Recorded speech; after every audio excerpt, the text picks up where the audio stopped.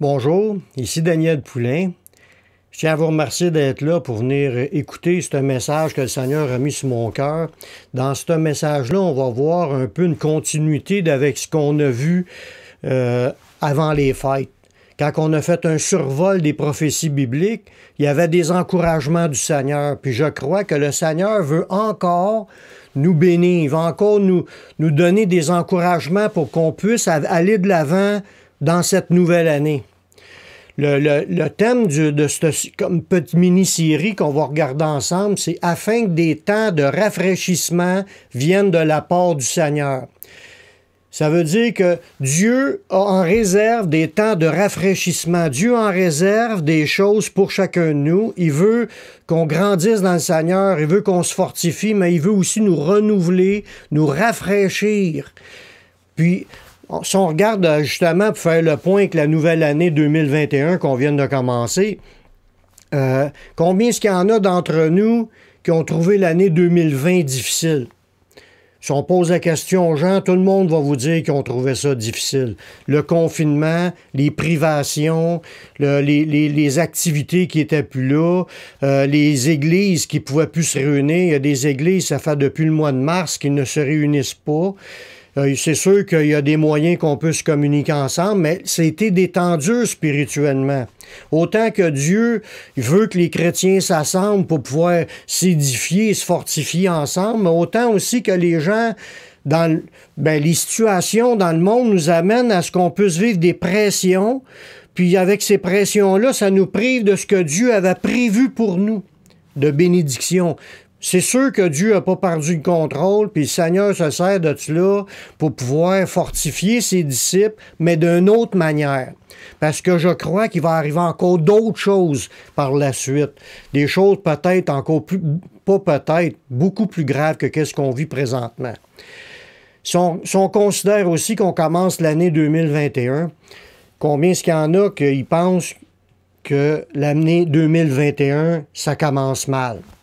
Le confinement, il a augmenté. On est rendu qu'on est privé de sortie. On n'a plus le droit de sortir après 20 heures. Il y a toutes sortes de pressions encore pour essayer de réduire la propagation de ce virus-là, pour essayer de limiter les dégâts.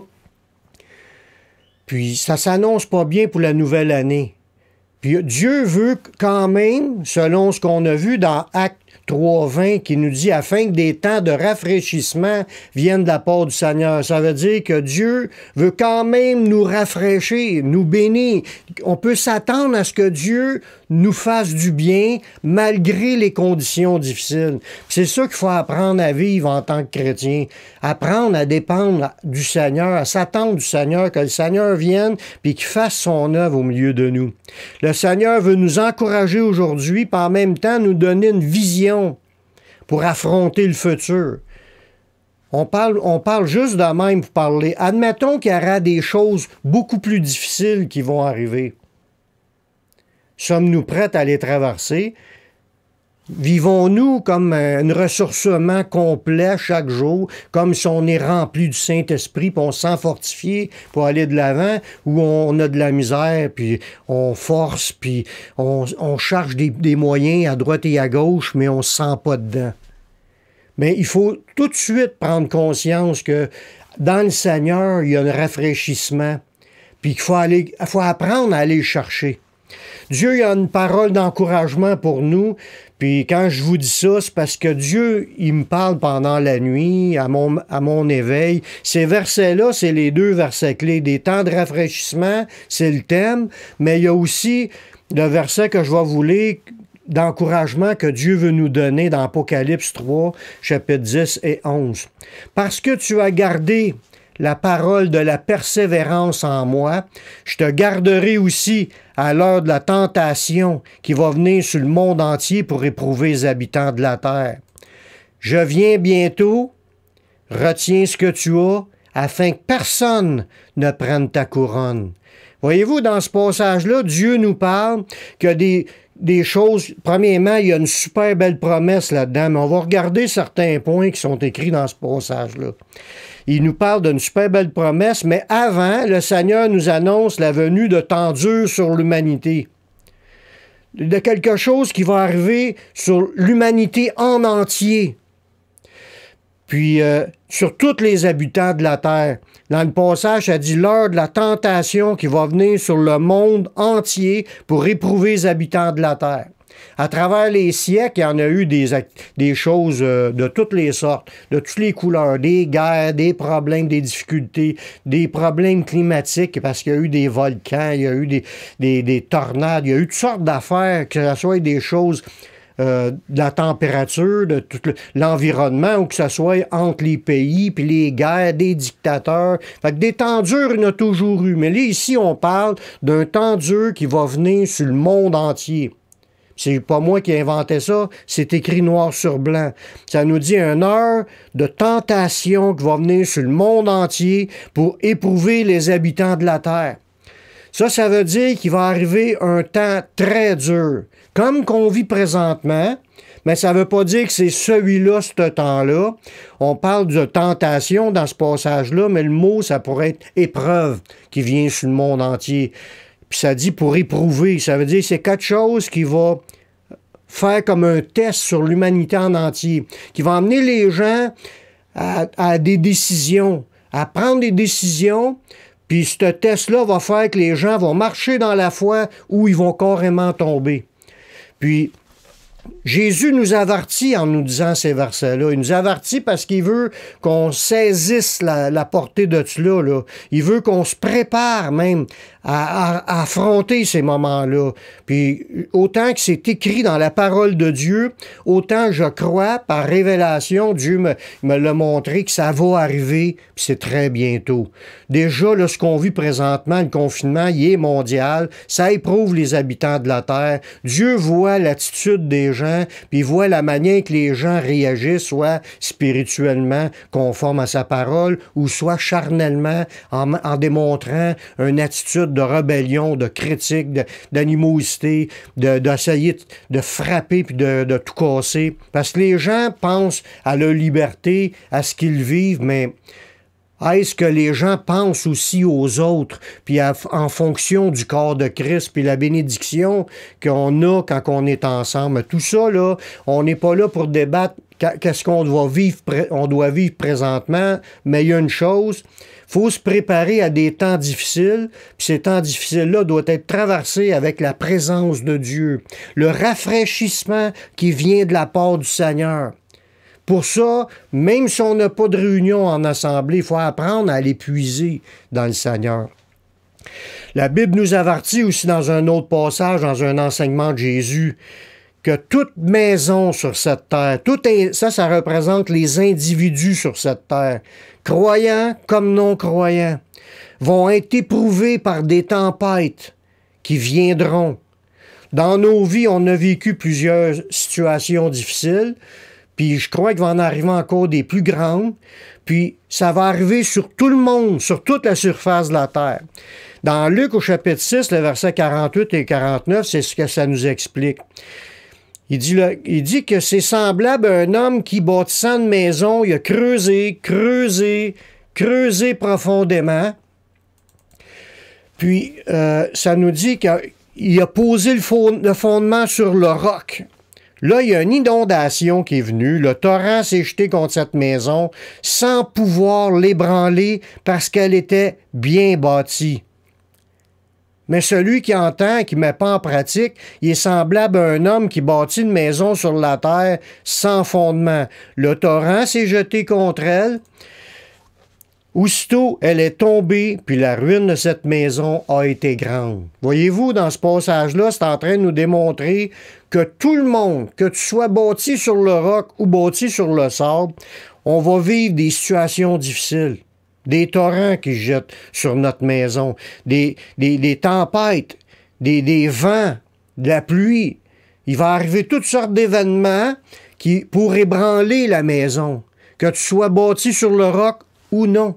Puis dans ce passage-là, ce que Jésus a voulu nous montrer, c'est qu'il nous dit que quand tu es bâti sur sa parole, tu es bâti sur le roc. Ça veut dire que quand tu mets en pratique ce qui est écrit dans la Bible, c'est de bâtir ta vie sur le roc. Je parle pas juste de le savoir ici, c'est d'agir et de réagir conformément à ce qui est écrit dans la parole. Si on réagit charnellement, notre maison est en train de s'effondrer. C'est comme marcher selon la chair. Il dit, si vous marchez selon la chair, vous mourrez.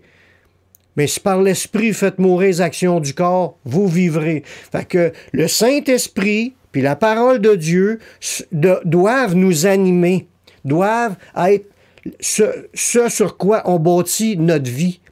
C'est ça qui va nous rendre solides, pas solides humainement parlant, solides spirituellement parlant. C'est qu'on va être des hommes, puis des femmes, des gens d'action qui marchent dans l'obéissance de la parole de Dieu. C'est de même, quand on marche dans la parole de Dieu, puis dirigé par le Saint-Esprit, que notre maison va rester solide. On a vu dans l'étude sur le retour de Jésus tous les signes qui ont été prédits, que ce soit les sceaux, les trompettes, les coupes qui doivent être déversées sur la terre. Avant le retour de Jésus, parce que Jésus revient à la 7e trompette. C'est la dernière trompette que Paul dit, à la 7e. Puis ça nous dit qu'il va y avoir les 6 autres avant, il va y avoir les sceaux avant, puis il va y avoir aussi les coupes qui vont être là. Puis ça va s'abattre sur la terre. C'est des événements terribles qui vont arriver sur la terre. Puis on a besoin d'être bâti sur le roc, d'être appuyé sur le roc et la parole de Dieu pour être capable de passer à travers spirituellement puis de rester debout quand Jésus va revenir. On a besoin d'être ancré dans l'idée de persévérer dans sa parole. De bâtir sur le roc, c'est persévérer dans sa parole, à chercher à la comprendre, puis surtout de la mettre en pratique. Parce que si on ne bâtit pas sa parole, on va commencer à réagir charnellement, puis on va agir de façon qui va détruire notre témoignage, va détruire notre relation avec Dieu, puis on s'éteint spirituellement, on devient charnel. Quand on est rendu charnel, on est déconnecté d'avec le Seigneur et ses instructions. Bien que Dieu veut qu'on marche avec lui, il veut qu'on marche avec le Seigneur, qu'on soit rempli du Saint-Esprit, puis qu'on soit rafraîchi. C'est afin que des temps de rafraîchissement viennent de la part du Seigneur. Pour cela, faut que tu restes dans sa voie, dans son chemin, d'être dans l'attente de sa parole. Parce que la parole, il y a un mode de vie, mais il y a aussi des promesses que Dieu veut nous donner pour nous bénir puis nous faire du bien. Dans l'Apocalypse, au chapitre 3, le verset 10, ça nous dit « Parce que tu as gardé la parole de la persévérance en moi, je te garderai aussi à l'heure de la tentation qui va venir sur le monde entier. Parce que tu as gardé la parole de persévérer, de ne pas lâcher, de rester ferme à bâtir ta vie sur la parole de Dieu, rester en Jésus, rester dans son chemin. » C'est ça qui est le sens de ce verset-là. Parce qu'on décide de rester dans son chemin, puis qu'on s'applique à demeurer dans son chemin, Jésus nous fait des promesses. Mais de garder la parole, la persévérance en Jésus, de continuer à dire « Je veux persévérer dans l'obéissance au Seigneur, je veux demeurer en Jésus. » Il dit, si on obéit à sa parole, Jésus, si on obéit à ses commandements, on demeure en lui, puis lui en nous. Il y a plein de versets qui nous disent cela. Marcher d'une manière dans l'obéissance fait qu'on demeure en lui, et de vouloir aussi persévérer dans sa parole qui fait qu'on va avoir la force qui est promise par Dieu, parce que Dieu est avec nous. Jésus, il voit ceux qui s'accrochent à sa parole, puis il connaît ceux qui s'accrochent à sa parole. Des fois, on pense que on fait des choses à cachette, puis on pense que Dieu le voit pas. Dieu voit tout, il sait tout, il entend tout, ce qu'on pense, ce qu'on sent, ce qu'on agit, ce qu'on dit, ce qu'on réagit. Il sait tout, il voit tout, il entend tout. Il connaît ses brebis. Dans Jean 10, 27, ça nous dit que Jésus, il dit « Mes brebis entendent ma voix, je les connais et elles me suivent. » Ça veut dire que si tu dis que tu es une brebis du Seigneur, c'est parce que tu entends sa voix. Tu entends la voix du Seigneur. Puis Jésus les connaît, ceux qui entendent sa voix. Puis pas juste entendre le bruit, qui marchent dans l'obéissance de sa voix. C'est plus que ça, parce que la Bible a dit que le Saint-Esprit travaille à essayer d'amener la conviction pour que les gens viennent au salut. Ils ont tous entendu la voix sans l'entendre. Tu peux entendre des choses de Dieu, puis pas entendre ce que Dieu veut que tu fasses, de répondre à son appel. Dans ce passage-là, il dit « Mes brebis l'entendent, ma voix. » Là, Jésus nous connaît quand on l'entend. « Et elles me suivent. » Une brebis du Seigneur suit le Seigneur, obéit au Seigneur, obéit à sa parole, à ses commandements, marche selon la parole de Dieu. C'est ça le chemin qui nous mène à la vie. Fait que si on dit qu'on est des brebis du Seigneur parce qu'on a entendu sa parole, mais et elles me suivent, ça veut dire qu'on doit déjà avoir une volonté de le suivre, mais à persévérer à le suivre, même dans les moments difficiles. Les choses difficiles qui vont s'abattre sur la terre, il y en a présentement, puis on doit apprendre là-dedans à fonctionner d'une manière qui va faire qu'on démontre au Seigneur qu'on est avec lui, puis il dit, parce que tu gardes ma parole, il va nous garder. Une caractéristique d'une véritable brebis du Seigneur, c'est qu'elle s'attache aux paroles de Jésus. Parce qu'il y en a beaucoup qui disent « Seigneur, Seigneur », mais ils ne font pas ce que Jésus dit. Puis ils ne rentreront pas. Ils ne se rendront pas. Ils vont abandonner parce qu'ils n'obéissent pas. C'est ça qui est le point que je veux qu'on regarde aujourd'hui. On part une nouvelle année, on est dans des temps difficiles, on pense qu'il va arriver des temps durs aussi en 2021. Fait qu'il faut se préparer spirituellement à se dire, moi, là, dans 2021, il faut que je marche selon la parole de Dieu. Il faut que je m'applique. Il faut que je fasse tout, je mette tous mes efforts. Avec l'assistance du Saint-Esprit, bien sûr. Je dis pas d'être charnel puis d'essayer par notre chair. Mais quand tu marches avec le Seigneur, tu es en communion avec son esprit. Par l'esprit, tu vas faire mourir les actions de ton corps. Par l'esprit, tu vas vivre des rafraîchissements. Tu vas vivre des choses que le Seigneur... Parce que le Seigneur va t'emmener plus loin. Il voit notre persévérance à s'attacher à sa parole puis à vouloir y persévérer. C'est pour ça que vu qu'il est témoin de tout, on ne peut pas jouer à l'Église ou faire semblant. Tant qu'à se consacrer au Seigneur, consacrons-nous au maximum. Si on veut être béni, rafraîchi du Seigneur, il faut bâtir sur le roc qui est sa parole. Jésus voit l'amour que nous avons de la vérité. Quand on parle de la vérité, là, on parle de Dieu, que Dieu, c'est Dieu véritable. Jésus, il est le chemin, la vérité et la vie. Le Saint-Esprit, c'est l'esprit de vérité. Puis la parole de Dieu, c'est la vérité.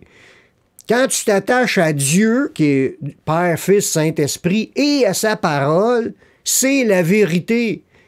Puis Dieu voit si on a l'amour de la vérité. Si vraiment on est en amour avec la vérité, on va marcher avec la vérité. Puis il est prédit, déjà, dans la parole de Dieu, que ceux qui n'aiment pas la vérité, bien, ils vont tomber dans la puissance d'égarement. Dans 2 Thessaloniciens, chapitre 2, verset 9 et 10, ça nous dit « L'apparition de cet impie, en parlant d'un antéchrist, va se faire par la puissance de Satan avec toutes sortes de miracles, de signes, de prodiges mensongers et avec toutes les séductions de l'iniquité pour ceux qui périssent parce qu'ils n'ont pas reçu l'amour de la vérité pour être sauvés. » Voyez-vous, l'Antéchrist va venir, il va avoir un impie qui va apparaître, qui va vouloir contrôler le monde, puis il va s'opposer à Dieu, puis il va faire une persécution mondiale contre les chrétiens, puis il va faire des signes, des prodiges mensongers. Ça veut dire tout ce qu'il dit, c'est du mensonge. Tout ce qu'il fait, c'est du mensonge. Même des miracles, parce qu'ils ne sont pas faits par l'Esprit de Dieu. Il va y avoir des actes étonnants qui vont se produire par la puissance de Satan.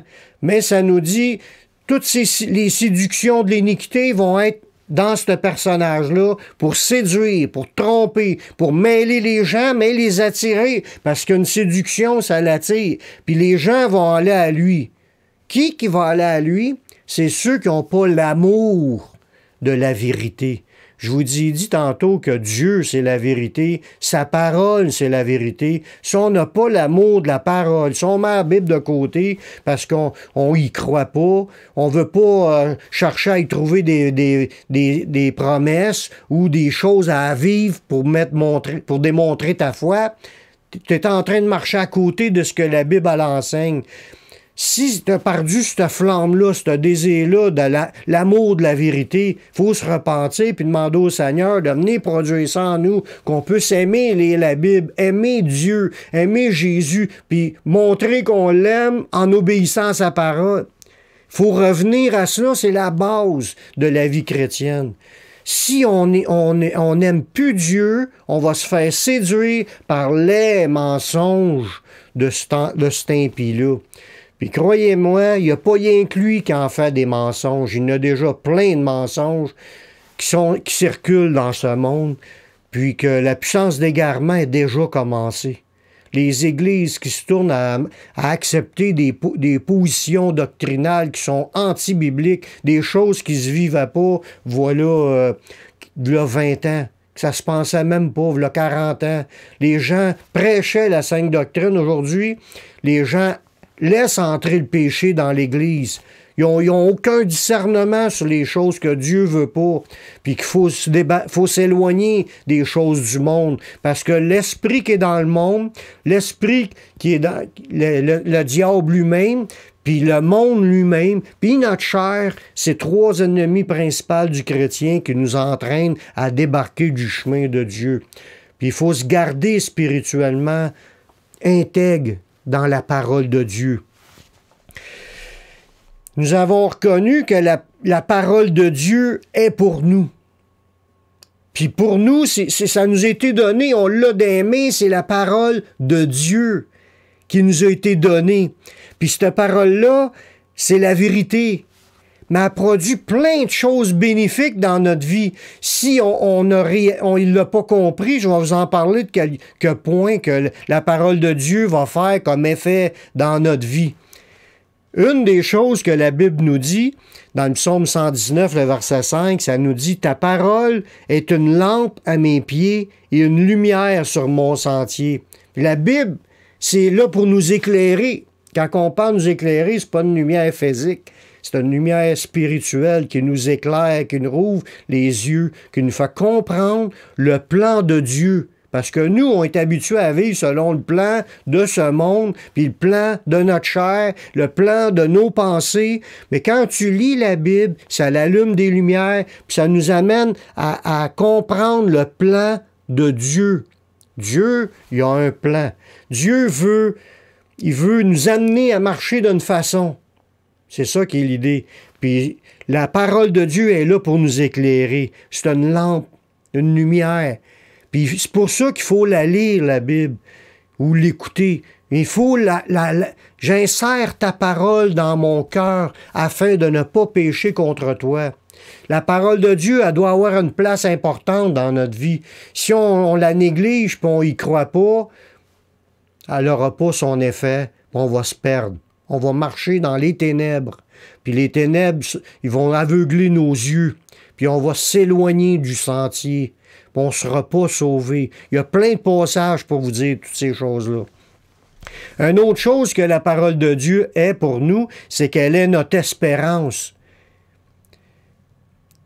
Ça nous dit dans la parole de Dieu, dans Colossiens 1,5, à cause de l'espérance qui vous est réservée dans les cieux et que la parole de la vérité, la parole de l'Évangile vous a précédemment fait connaître. Voyez-vous, la parole de l'Évangile, la parole nous fait connaître l'espérance qu'on a dans les cieux. Il y a des choses que Dieu réserve pour les chrétiens, qu'un jour on va rentrer dans la vie éternelle. On va être heureux de faire partie de cette vie-là. C'est des choses qui doivent être profondément ancrées en nous, qu'on doit être en amour avec Jésus, mais en amour aussi avec ses promesses. Il y a aussi des promesses pour le temps présent. C'est ça qu'il faut découvrir dans la parole, des versets, pour qu'on marche, puis qu'on ait de l'assurance, de l'espérance. Parce que quand un peuple est sans espoir, ben, le peuple périt.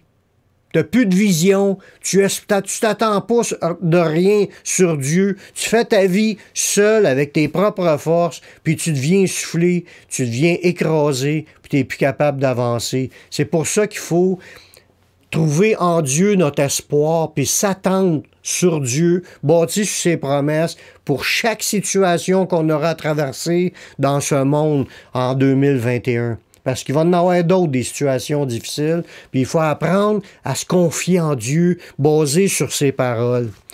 Un autre point qu'on voit dans 1 Pierre chapitre 2, le verset 2, ça nous dit « Désirez comme des enfants nouveau-nés le lait spirituel et pur, afin que par lui vous croissiez pour le salut. » Désirez comme des enfants spirituels le lait spirituel et pur, afin qu'on croisse pour le salut. Ça veut dire qu'un chrétien, s'il veut grandir spirituellement, s'il veut arrêter d'être un bébé, un enfant, pour devenir mature dans le Seigneur, devenir un homme de Dieu, mais il faut qu'il se nourrisse comme un enfant nouveau-né du lait spirituel et pur qui est la parole de Dieu. Voyez-vous, dans ce passage-là, ça nous parle comment est-ce que la Bible est importante, que sans la Bible, on ne peut pas avancer, on ne peut pas croître, on ne peut pas vivre une vie renouvelée, transformée, remplie du Saint-Esprit, puis grandir dans le Seigneur, parce que la parole de Dieu, c'est notre nourriture spirituelle. Jésus, il a dit, l'homme ne vivra pas de pain seulement, mais de toute parole qui sort de la bouche de Dieu. Ça veut dire qu'on a à apprendre à se nourrir de la Bible. L'avoir plus que juste un livre qu'on lit. C'est une nourriture spirituelle. C'est un lait spirituel qui nous permet de grandir dans le Seigneur. Sans la connaissance de Dieu, on ne grandit pas. C'est aussi clair que ça.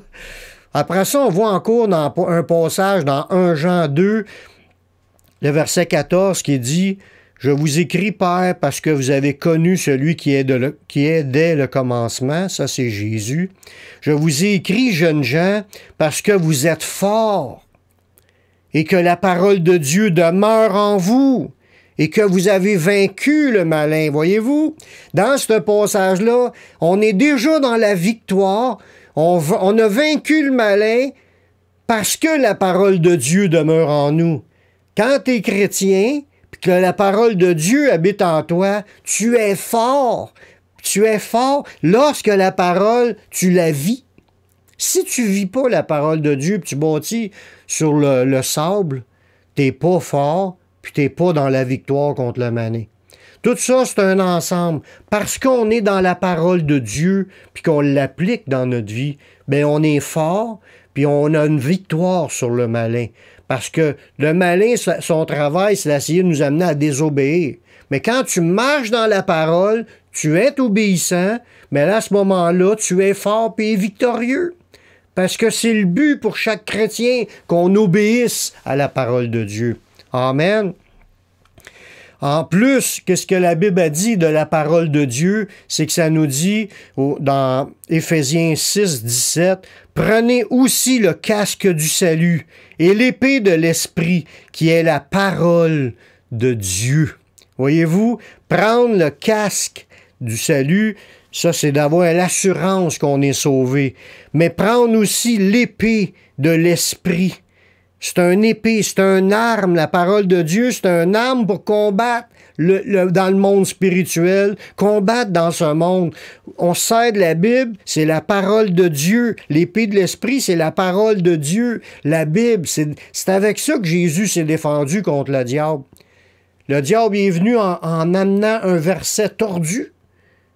Puis lui a répondu avec un verset pour contredire ce qui était là. On voit que juste un verset mal expliqué, ça peut être complètement une arme de Satan.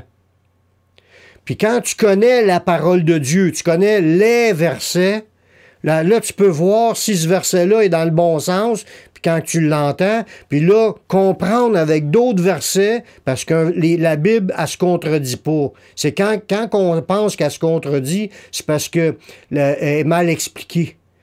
est mal compris. Mais quand tu as la bonne manière de la comprendre, c'est la vérité. Tu la comprends avec l'ensemble des versets sur un sujet. Là, tu prends le verset, puis tu contre-attaques le faux raisonnement, ce que l'ennemi essaye de mettre dans notre pensée.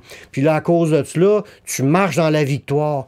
C'est un épée pour ramener la vérité. Parce qu'on veut marcher dans la vérité, parce qu'on a l'amour de la vérité. Prendre ces armes-là, prendre la parole de Dieu, la mettre au centre de notre vie pour 2021, je pense que c'est une bonne résolution. Si on n'est plus capable de lire la Bible, commençons un chapitre par jour. Après ça, vous allez pouvoir rajouter d'autres éléments, mais je ne parle pas nécessairement d'écouter des prêches. Les prêches, c'est une affaire, mais de lire la pure, le lait spirituel est pur, la pure Bible. Lire la Bible. C'est ça qu'on a besoin d'entrer pour développer notre discernement. Pas tout se fier juste au discours de Monsieur tout le monde. On continue, l'idée, c'est que quand on marche avec le Seigneur, on revient au passage du début dans Apocalypse 3.10, ça nous dit « Parce que tu as gardé la parole de persévérer en moi, je te garderai aussi à l'heure de la tentation qui va venir sur le monde entier pour éprouver les habitants de la terre. » Jésus nous garantit, il nous donne une promesse, c'est une promesse. Parce qu'on demeure dans sa parole, il dit « Je te garantis que Dieu va te garder dans le temps de la tentation qui va venir pour le monde entier pour éprouver les habitants de la terre. » Si tu veux être gardé, il y a une condition, il faut que tu gardes l'idée de persévérer dans la parole en Jésus. C'est ça qui est le point. Parce que tu as gardé la parole de la persévérance, de persévérer en Jésus. De ne pas lâcher Jésus, ça parle aussi de ne pas lâcher sa parole. Tu as la parole dans ta bouche, tu confesses dans ta bouche, moi je veux rester conforme à la parole de Dieu. C'est ça qui est la parole de persévérer. De persévérer en Jésus, c'est de vouloir persévérer dans sa parole. Mais il faut que tu l'aies dans ta bouche. Ça. Si tu ne l'as pas dans ta bouche, dis-le présentement.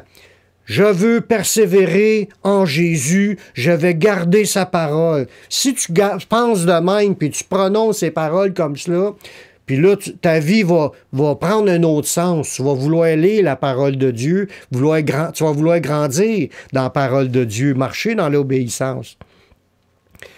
Mais Dieu, s'il te voit comme ça, comme j'ai dit tantôt, il voit toutes ses brebis, il connaît ses brebis, puis il voit celle qui le suit, qui écoute sa voix, mais il dit qu'il va te garder à l'heure de la tentation. Dieu va déployer une puissance sur ta vie pour te garder dans la foi. Parce que tu fais effort de persévérer, il va te donner une capacité de passer à travers. Quand il nous dit « il nous gardera à l'heure de la tentation », ce mot-là, le mot grec là, c'est Dieu, il va t'observer. Il va te garder, il va préserver, il va te réserver, il va te conserver. Ça ne dit pas qu'il va t'enlever de la tentation. Il ne dit pas qu'on n'aura pas de tentation. Il dit qu'il va, à travers la tentation, il va nous donner de rester en lui. Les sens, il va s'occuper soigneusement. Il va prendre soin de nous. Il n'a pas dit qu'il nous enlèverait de cela. La tentation va venir. On va être éprouvé, c'est biblique, on en vit déjà, puis ça va être encore pire que ça, mais qu'il y ait les sauts, les trompettes, puis les fléaux. Mais il dit, il va s'occuper, il va nous garder. Il y a une métaphore c'est de maintenir quelqu'un dans l'état où il est. C'est ça que ça dit aussi dans le mot grec, le sens du mot grec, du dictionnaire grec. Il va nous garder, c'est qu'il va nous maintenir dans l'état où on est. Parce que tu gardes la parole de persévérance, de persévérer en Jésus, il va te garder dans cette idée-là. Il va te donner une force de continuer à rester dans cette idée-là. C'est ça qu'il faut aller chercher si on l'a perdu. Il faut demander au Seigneur de venir mettre ces choses-là dans notre cœur. Parce que, mec, ça arrive, si on n'est pas dans cet état-là, déjà, là, pour être capable de passer dans les épreuves plus tard, on ne sera pas dans cet état-là, puis il ne nous gardera pas, puis on va tomber dans la puissance d'égarement. Carrément. C'est pour ça qu'il faut développer notre relation avec le Seigneur. Au verset 11 de l'Apocalypse, au verset 11, ça nous dit encore une promesse, en même temps, un avertissement. Ça dit, je viens bientôt, retiens ce que tu as, afin que personne ne prenne ta couronne. Fait que, il y a une promesse, Jésus revient bientôt, puis si on peut le dire de notre bouche, Jésus revient bientôt. On peut même prier comme dans la prière du Notre Père, que ton règne vienne. On veut que son règne vienne, on veut qu'il revienne bientôt, puis on y croit qu'il revient bientôt. Mais il dit, retiens ce que tu as. C'est quoi qu'on a? On a Jésus, on a aussi sa parole. Retiens-la, faut la garder. Faut rester ancré dans la parole. C'est la parole qui est la priorité. J'ai déjà entendu des messages, des prédications qui disent on marche par le Saint-Esprit puis on peut acheter la parole. C'est absolument faux. Ceux qui ont rejeté la parole vont être aussi rejetés par Dieu. La parole, c'est le chemin. C'est le chemin resserré qui mène à la vie. Il faut demeurer dans sa parole, obéir à sa parole. Ce que la Bible déclare péché, c'est péché, puis il faut s'en débarrasser. Il faut sortir du péché, parce qu'on nuit à notre relation, puis on nuit à notre force. Pour qu'on soit fort dans le Seigneur, vainqueur sur le diable, il faut garder la parole. C'est pour ça qu'il dit, retiens ce que tu as, afin que personne prenne ta couronne. Tu peux te faire voler tes récompenses, puis tu peux même perdre ton salut, si tu t'accroches pas à obéir au Seigneur.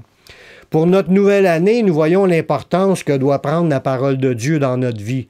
C'est ça qui est le but que Dieu veut semer dans nos cœurs, un cœur à vouloir marcher en relation avec le Seigneur dans l'obéissance à sa parole, puis continuer à le confesser qu'on veut marcher selon sa parole. On a reçu Jésus, nous gardons précieusement sa parole, prenons garde aux choses que nous allons traverser, puis malgré les temps durs, il faut se rappeler que Dieu nous aime, puis il nous gardera. Malgré les temps durs. Parce que quand on va vivre des temps durs, si on n'est pas affermi dans la foi dans le Seigneur puis dans ses promesses, puis de rester ferme là-dedans, s'accrocher aux promesses puis aux faits comme Jésus nous a pardonné. Je confesse mes péchés, je crois que je suis pardonné. Il arrive des temps durs, puis on peut penser que Dieu nous a abandonnés, que Dieu nous aime plus, puis qu'on est déjà des rejetés. C'est faux. Si tu veux marcher dans la foi, marche dans la foi des promesses. Par ces meurtrissures, nous sommes guéris. Par la foi, on confesse nos péchés. On croit que Dieu nous a pardonnés puis nous a purifiés. On est encore avec le Seigneur. Jésus dit, je te délaisserai point, je t'abandonnerai point. Dieu nous a donné plein de promesses qu'on peut s'appuyer. Puis dans notre obéissance aussi, ça c'est un tout. Il faut se rassurer avec la parole de Dieu. Il nous rassure dans plusieurs passages qu'il est avec nous tous les jours jusqu'à la fin du monde. Ça, on voit ça dans Matthieu 28. Il dit, et voici, enseignez-leur à observer tout ce que je vous ai prescrit. Ça parle à ceux qui enseignent la parole, d'amener les gens à obéir à ce qui est écrit, à obéir à la parole de Dieu. Puis Jésus nous dit une promesse, « Je suis avec vous tous les jours jusqu'à la fin du monde. » Il faut apprendre à faire confiance à Dieu, puis ramener ces paroles-là à notre esprit quand il va venir des temps durs. Dieu m'aime, Dieu est avec moi tous les jours jusqu'à la fin du monde. Je suis déjà plus que vainqueur par celui qui m'a aimé. On a déjà les promesses que nous sommes dans la victoire, qu'on a vaincu l'ennemi, parce que la parole de Dieu habite en nous. On la vit, on la met en pratique, puis on confesse notre foi dans ces versets-là. C'est ça que Dieu veut voir dans nos vies. Puis il nous a avertis dans plusieurs passages, comme dans Jean 16, 33, qu'il y aura des tribulations. Des fois, on se dit, oh, mais on n'est pas rendu encore au dernier signe qui va arriver. Peut-être. Mais on a quand même des tribulations dans ce qu'on est en train de vivre. Jésus dit, je vous ai dit ces choses afin que vous ayez la paix en moi. Vous aurez des tribulations dans le monde, mais prenez courage, j'ai vaincu le monde. Fait que Jésus nous le dit qu'on va avoir des tribulations dans le monde. Mais il nous demande de prendre courage parce que Jésus a vaincu le monde. Il faut rester ferme dans l'amour du Seigneur, dans sa parole, puis il va nous garder dans l'état d'être bouillant pour le Seigneur. Il va nous donner la force qu'on aura besoin pour passer à travers des difficultés. Vous aurez des tribulations dans le monde. Même si on se dit qu'on n'est pas encore dans les dernières tribulations, les pires, mais il y en a quand même de ce moment. Puis moi, je m'attends, je crois qu'il va en arriver d'autres qu'on va vivre dans pas long. Il faut s'attendre à pire. Puis je vous encourage à puiser dans la parole de Dieu. Vous êtes sauvés, vous avez donné votre vie au Seigneur, vous avez demandé pardon, vous avez confessé que Jésus, c'est le Seigneur. Il vous a pardonné, vous êtes son enfant, il vous a racheté. Vous avez reçu son Saint-Esprit, maintenant marchez dans l'obéissance de la parole, vivez la parole, confessez les promesses de la parole, attendez-vous sur Dieu. L'espoir, notre espoir, c'est Dieu, ses promesses, que Dieu va agir dans nos vies, puis il va le faire. Parce que Dieu, il n'est pas menteur. Je vais vous finir avec un dernier verset, dans 1 Pierre 5, 7, qui nous dit, puis là, il veut nous amener à croire en lui, puis qu'on lui remette tout entre ses mains, parce qu'il prend déjà soin de nous. Il dit, déchargez-vous sur lui de tous vos soucis, car lui-même prend soin de vous. Voyez-vous, dans ce passage-là, il nous dit, déchargez-vous de tous vos soucis sur Jésus. Ça veut dire, tous les temps difficiles, que ce soit des temps difficiles personnels ou des temps difficiles à cause de ce qui se passe autour, dans notre vie familiale, au travail, que ce soit dans notre santé, déchargez-vous sur lui de tous vos soucis, car lui-même prend soin de vous. Il est déjà en train de prendre soin de nous parce qu'on lui appartient. Il agit, il fait ses effets, il pourvoit, il rouvre les portes, il nous donne son esprit. Puis, comme j'ai dit, le thème d'aujourd'hui, c'est afin que des temps de rafraîchissement viennent de la part du Seigneur. Dieu nous restaure notre âme, comme qu'on voit dans le psaume 23. Il restaure notre âme. Il veut nous rafraîchir. Il veut nous bénir. Il veut nous rencontrer. Il veut nous donner des promesses. Il veut nous donner ses directions. Il veut pourvoir à nos besoins. Mais il dit, déchargez-vous sur lui. Ça veut dire, peut-être qu'on est écrasé, on est abattu, on ne sait plus où qu'on s'en va, on a perdu le nord, on est déboussolé, désorienté, on est assoiffé, on sent sec, vide intérieurement. C'est le temps de retourner à Jésus. Puis de lui dire ce qu'on vit. Confessez votre état. Si vous êtes lié, enchaîné dans des péchés, demandez pardon à Dieu, puis demandez-y qu'il vous libère de cela. Puis il est capable de nous délivrer. Puis il y a plein de promesses encore dans ce sens-là, pour les délivrances, pour des guérisons, parce que Dieu, il veut prendre soin de nous. Il a déjà commencé à prendre soin de nous, puis la première place qui nous le démontre, c'est qu'il est venu nous chercher. Puis il nous a sauvés. Il nous a rachetés. Puis maintenant, on lui appartient. On est ses enfants. On est ses élus qui crient à lui nuit et jour. Puis il va faire promptement justice. Dieu va nous bénir, puis il va nous faire du bien. Puis même si tout va mal, ça ne dit pas qu'il va enlever les épreuves. On va se sentir en sécurité dans sa présence. On va se sentir rafraîchi. On va se sentir béni pour cette nouvelle année. Puis ça, c'est des choses qu'on doit aller chercher toute l'année. Tout le temps jusqu'à la fin de notre vie. Tant qu'on n'est pas mort, il faut persévérer dans ce qu'on vient de voir aujourd'hui. C'est la grâce que je souhaite pour chacun de vous. Pour ceux qui n'ont pas encore accepté Jésus comme leur sauveur personnel, je vais vous en donner l'occasion. Faites cette prière avec moi. Père, je reconnais que je suis un pécheur. Je reconnais que je suis perdu. Mais je sais que Jésus-Christ, il est mort sur la croix. Il a versé son sang pour que je puisse être pardonné. J'accepte Jésus comme mon Sauveur, comme mon Seigneur. Prends ma vie, je la donne. Je veux te suivre, je veux te servir tous les jours de ma vie. Et donne-moi ton Saint-Esprit pour qu'il me conduise dans la voie de la vie éternelle. Amen.